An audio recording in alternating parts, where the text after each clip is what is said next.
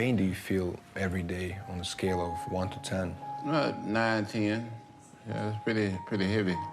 When I do appearances, my pain level goes up to like a 12, 13. It's almost unbearable. Yeah, buddy. Screw was just there just to hold the fusion in place. They fused my discs together. They've been there almost 2 years. They've pretty much done their job. All they're doing now is just causing the pain. I won't lie, I cried the first time. You know, I mean, I never told him that or anything, but, you know, seeing him like, you know, because to me, his strength was supernatural. I mean, it was so above and beyond everybody else's. You know, it was very, very hard to see that, you know, and especially when the hips went, and I mean, he had to use a walker and all that. That was tough for me, you know. And you know, he got down to, I don't know, 215 pounds probably at one point, maybe, you know, 220. And I mean, you know, I've never seen him this small.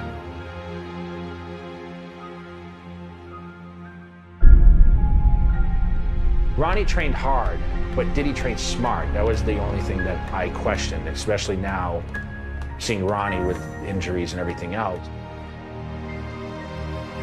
Have you ever recommended for Ronnie to stop lifting so heavy? Yeah, I sure did.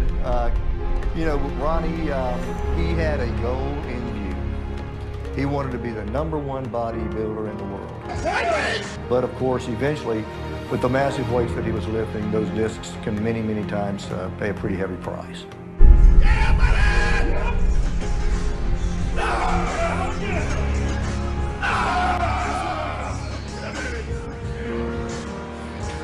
Bodybuilding on the surface is, again, it's a great way to build confidence, but it comes at a price for some.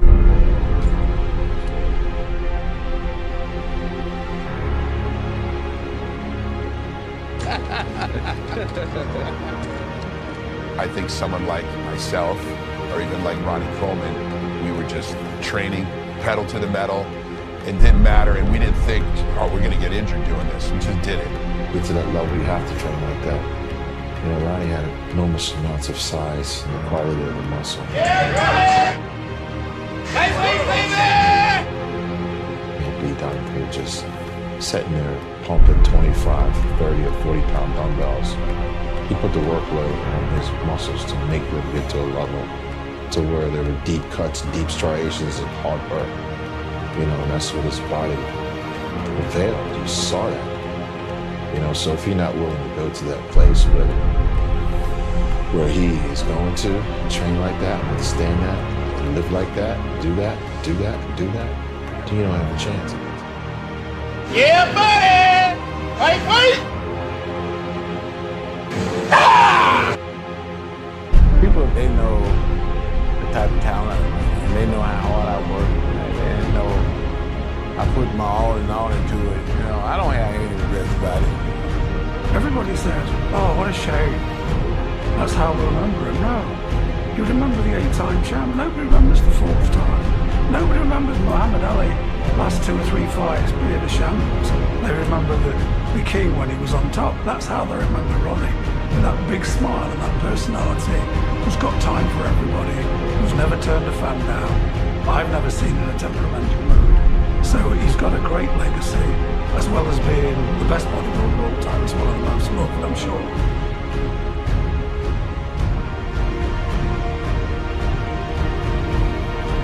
Great smile.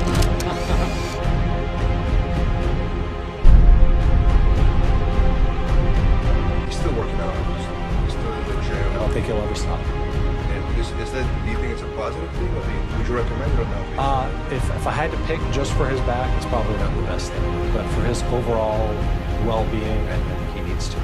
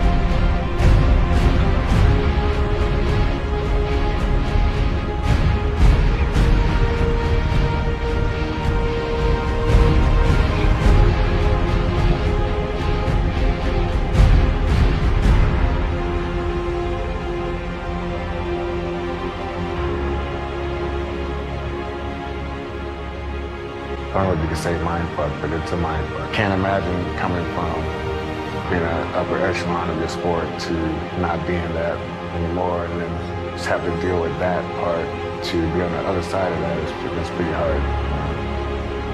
It's hard to advise bodybuilders of that caliber what they should or shouldn't do because they are in control of their careers. But I think Ronnie Coleman did what was best for him. If there was a way for him to compete tomorrow or next week or this year, Ronnie Coleman, I don't think any of us would stop him from doing it.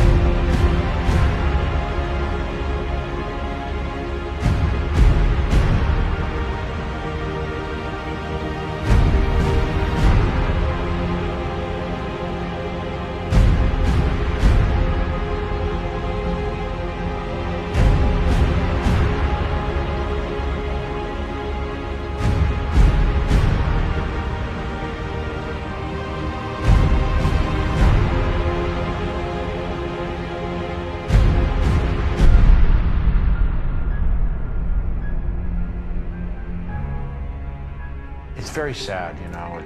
It hits hard for me because, remember, I stood next to him and battled him, and I admired the way he trained. And sometimes I wish I could do that. And now I look at it and say, wow, you know, what did it? I don't know the answer because Ronnie's not going to cry about anything, make excuses for himself. Well, this is why it happened. He'd rather just say, you know, when people say, hey, you know, you're laid up, you had this many surgeries, what do you think? He goes, well, I'm really disappointed I only squatted 800 twice. That's just Ronnie. Everything negative is a positive to him, and that's why he's great. I think I could have got 5 with 800. I could have got 5 reps. I think I could have got 5 easy reps. But I did the 800 squat, and then I went to the leg press, and I put 2,300 on there, and I got 8 reps. So I kind of made up for it there.